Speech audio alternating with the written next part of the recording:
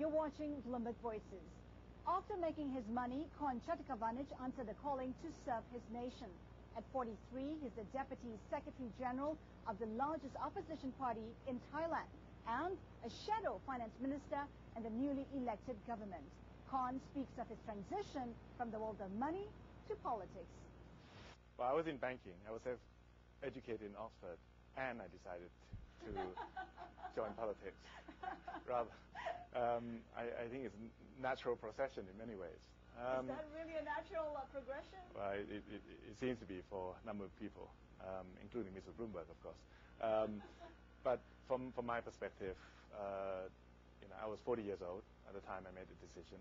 I felt I'd made enough money. I didn't want to spend the rest of my working life continuing to chase the dollar or the baht for what that's worth. And I felt public service calling. Nothing more complicated than that. Who called? Who approached you? I mean, how did your interest get started? I've always been interested, as all good Oxford graduates are. But the party leader happened to have been a classmate at Oxford, so I think that made the decision easier. There was an incentive to come into the party to help get him where he wants to be, and as I said, that made the decision easier. The only question at that time was in many ways which party. There were two main parties, Thai and Democrats, but I think given the different political ideologies at the end of the day, that was a relatively easy decision to make as well. Leadership renewal is always an issue for a lot of governments. What's your assessment of what's happening here? In terms of the new blood, young people coming on board? Well, actually there's a lot of new blood in Parliament this time around in particular, partly because 111 executives of Thai were banned from politics for 5 years, partly because that always happens.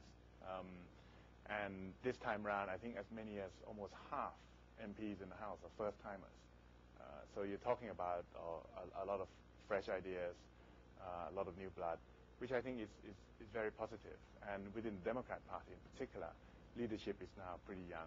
The party leader is 44, same age as myself. And for the first time, a number of MPs who are a lot younger than us. So Thailand needs fresh ideas, and I think for once we've got a political class which reflects that. The Democrat Party was in a very good position before the elections. It was tipped to even lead the coalition. Were you disappointed when that didn't happen? I was crushed. No. I think certainly we did as well in terms of getting number of seats that we thought we would.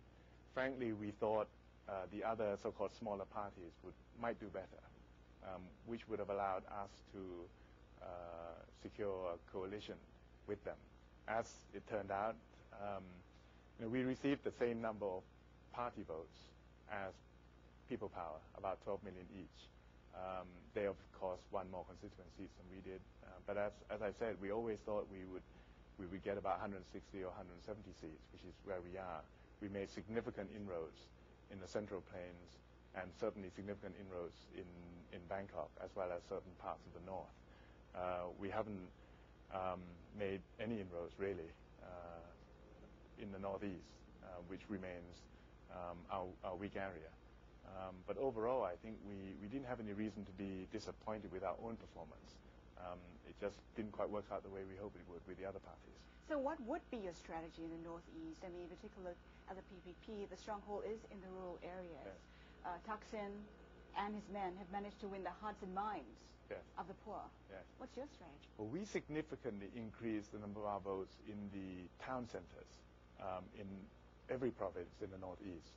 So clearly, there's a strong foundation for us to build on from there. And in fact, the difference between our votes and People Power in the northeast is much less than the difference between their votes and ours in the south, where we are strong. So from that perspective, I think we have cause for optimism that we can start with the town centers, the urban centers within the rural provinces out in the northeast, and go from there. If we're successful, we can aim to win as many as 20 or 30 seats in the Northeast. 5-10 years down the road, what's your vision for Thailand? Well, I like Thailand to basically be a country where people of all backgrounds feel they have the same social and economic opportunities. Right now, that's not the case.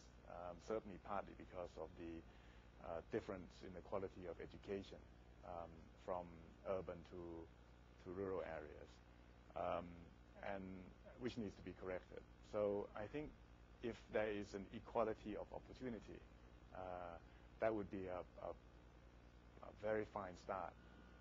Thailand has somewhat been lagging behind its neighbors, the likes of Malaysia, Yes.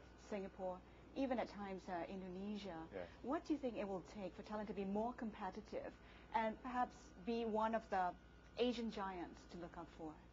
I think we need clear and coherent policies, one that is consistent and one that is executed rather than just talked about.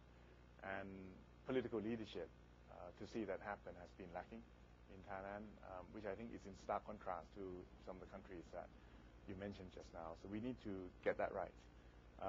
Beyond that, I think we have a lot to offer. I think strategically, Thailand is at a huge advantage, especially given the advent of China as a major economy.